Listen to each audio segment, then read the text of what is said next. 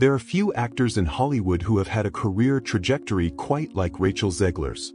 In just a few short years, she went from a high school theater kid posting covers on YouTube to starring in a Steven Spielberg film and being hailed as a major new talent.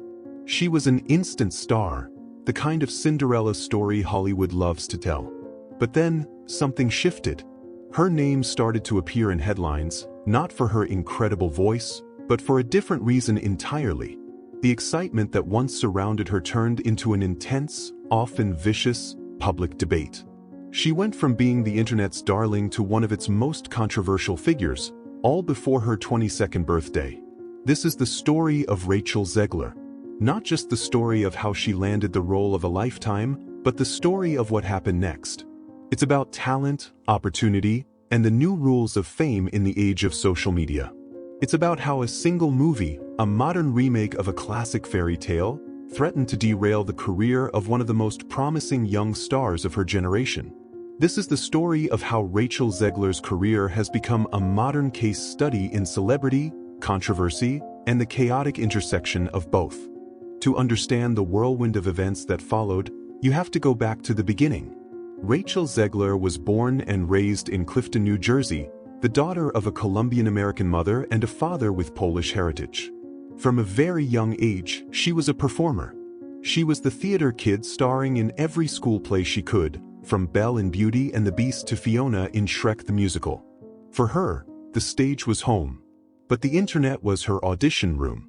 Like many aspiring performers of her generation, Zegler started a YouTube channel posting videos of herself singing covers of pop songs and show tunes. Her videos were good, but one in particular was exceptional.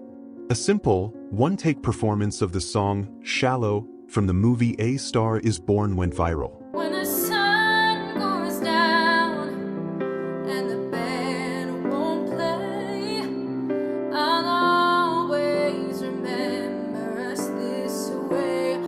The video wasn't flashy, it was just her, a microphone, and an undeniable talent. It racked up millions of views and got her a following, but more importantly, it got her noticed. In 2018, Steven Spielberg was holding an open casting call for his film adaptation of the classic musical West Side Story. He was looking for a fresh face to play the lead role of Maria. The call went out to performers all over the country.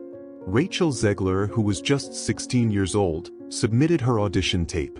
She beat out over 30,000 other applicants for the part. When the movie was finally released, critics and audiences were stunned. Zegler's performance wasn't just good, it was a revelation. She captured the tragic innocence of Maria with a depth that felt far beyond her years. Her voice was pure and powerful, perfectly suited to the soaring ballads of Leonard Bernstein and Stephen Sondheim. She was nominated for a Golden Globe for Best Actress and she won.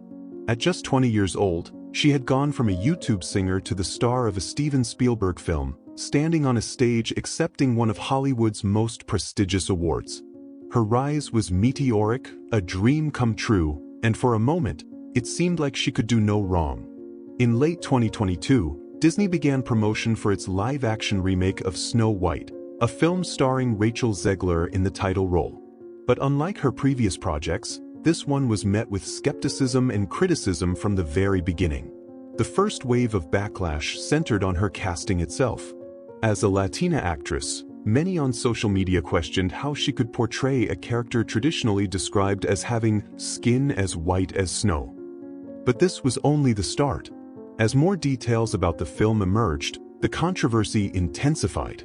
It was revealed that the film would be a reimagining of the 1937 animated classic. I just mean that it's no longer 1937, and we absolutely wrote a Snow White that is... She's not going to be saved by the prince. She's not going to be saved by the prince, and she's not going to be dreaming about true love. She's dreaming about becoming the leader she knows she can be, and the leader that her late father told her that she could be if she was fearless, fair, brave, and true. And so it's just a really incredible story for, I think, young people everywhere to see themselves in. In various interviews, Rachel Zegler became the public face of this new vision, and her comments quickly went viral. She told one interviewer that the original movie was extremely dated and that the prince was a stalker. She also made it clear that in this new version, Snow White would be a leader, not someone waiting for her prince. She was a strong, independent woman, not focused on a love story. I mean, you know, the original cartoon came out in 1937, and very evidently so. There's a big focus on her love story with a guy who literally stalks her. Yeah. Weird. Super weird. So we didn't do that this time. So no prince or a different kind of prince? We have a different approach to what I'm sure a lot of people will assume is a love story just because, like, we cast a guy in the movie. These comments, intended to promote the film's modern sensibilities, were met with an immediate and furious public backlash. Her words were perceived by many as an attack on the beloved original film and its classic themes. Critics accused her of being ungrateful and entitled, of tearing down the very character that was providing her with the role of a lifetime. The controversy became a daily topic on social media, with clips of her interviews being viewed millions of times. But the storm wasn't just about Zegler. The controversy was also fueled by a much larger conversation around the film's creative direction.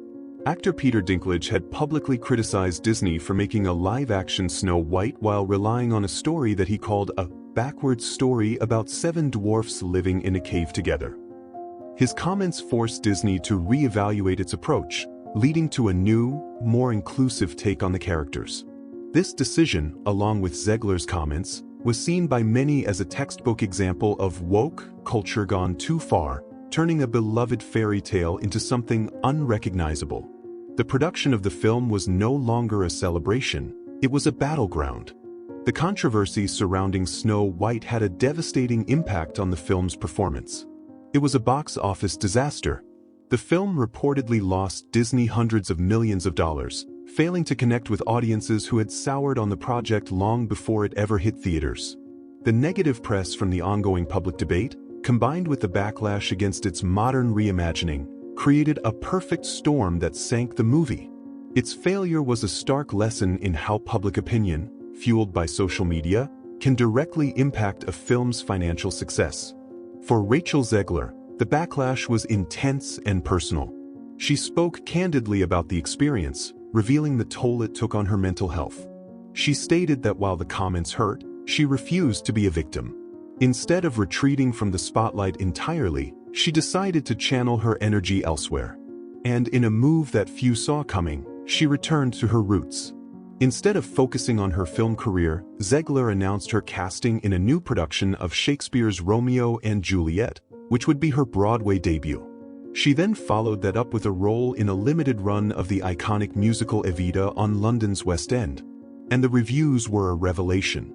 Critics hailed her performance as a stunning return to form, with one review calling her a star, made to be on Broadway. She proved to a global audience that the immense talent that first captured Hollywood's attention was still very much there. In a sense, she proved that while the film industry can be cruel, she could always find her footing back on the stage. She took a step back from the world of massive film franchises and found her stride in a medium where her gifts are undeniable.